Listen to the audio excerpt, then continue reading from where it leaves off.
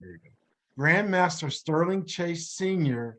has been a private business owner for over 10 years, a decade, and founder of a nonprofit for the past 6 years.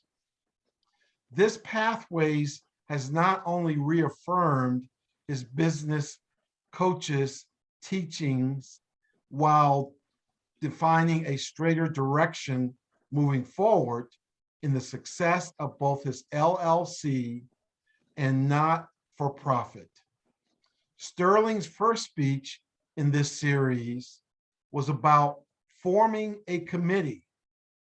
Today's speech is on the outcome of his planning.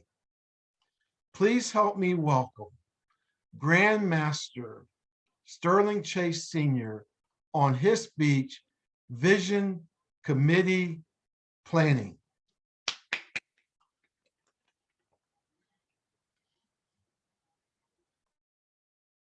You're on mute, Sterling. See, and I thought I had everything set. Well, thank you, Master Chairperson, for that wonderful introduction. I feel Golconda. Woo, I love that word. Makes me feel buffed. This morning, my speech, I gave a speech last month on Vision Committee Planning. And I've used the same principles into events committee planning for my nonprofit organization. How many of you have planned an event such as a party? Raise your hand. All right, I see everybody's up. Everybody's up. As our Toastmaster mentioned, I have been a business for myself for many years. At first, it was more or less a hobby, but now it's gotten a lot deeper. So today, I'm going to give you 4 steps. And in those steps, I'm going to give you some examples how it helped me in my events committee planning. So step 1, leadership and communications. I've kind of combined those together. It's very important as the leadership is to have a clear sense of direction to your group. Accept constructive feedback or criticism, and even to smooth out conflicts. In doing this, what I did was I told all these members that wanted to be on this committee that this event we were planning is a big one. It's our biggest fundraiser for the year. And that's kind of the importance of it. And that helped them understand.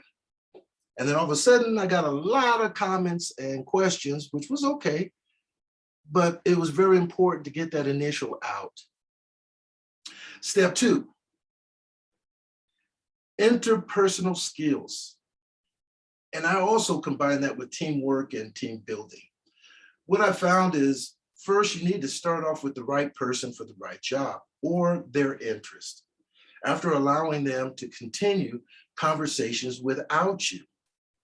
So with this, I found some people that were in our committee who have done events, and those that like to decorate, and those that like to manage volunteers. And I'm like, hey, you guys, this is the group. And they all just jumped overjoyed with it because they've all had that experience in the past. And then I've also allowed them to have their own communication, because as the leader, I don't need to intervene into every single thing that goes on.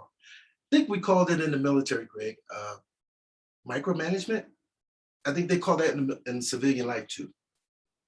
So step 2 is very important, is to finding that right person that is wanting to do that position and job.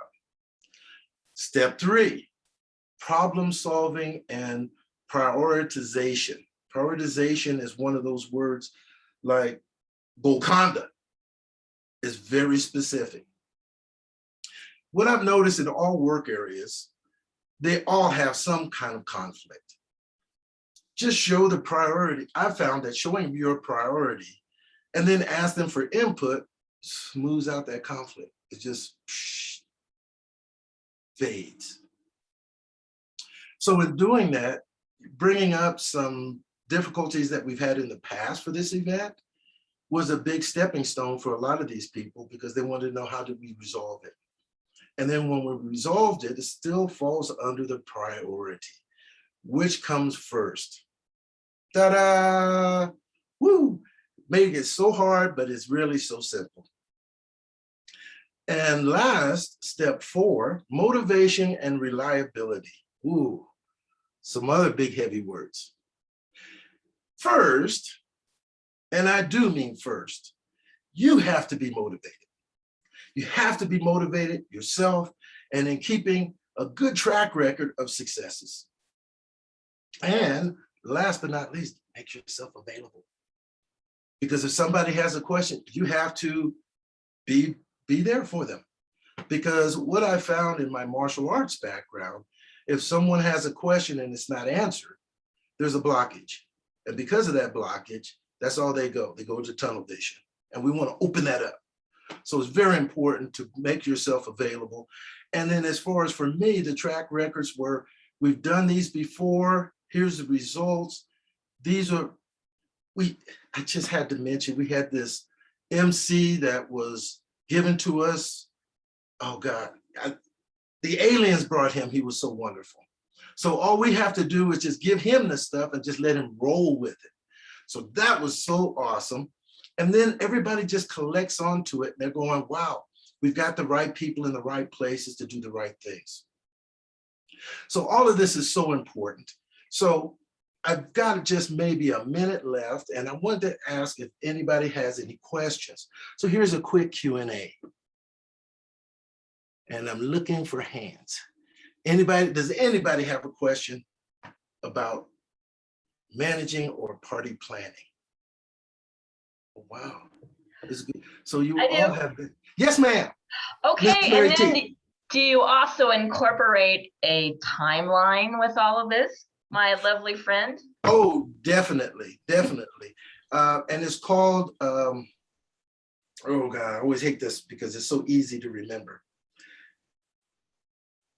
But the timeline is a one document and it gives you everything from the time the facility is open to the time that the facility is closed to us and who interacts within which time.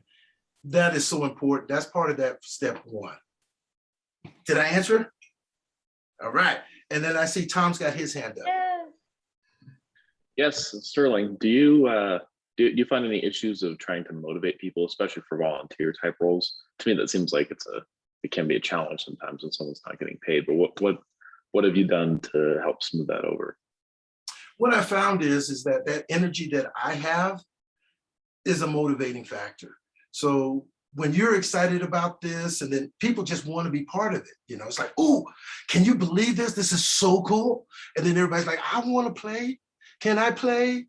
That's what it's all about. I found that is the biggest motivator for nonprofits and your volunteer corps is just to have everybody that's whatever you're doing, be so excited and have all this energy. People just, they flock to you. It's so wonderful. Well, that ends my time for question and answers. And if anybody has any questions that want to share with me afterwards or into the chat, I am welcome to answer if I can or direct you into the right place. And I'm turning it back to our multitasker Toastmaster.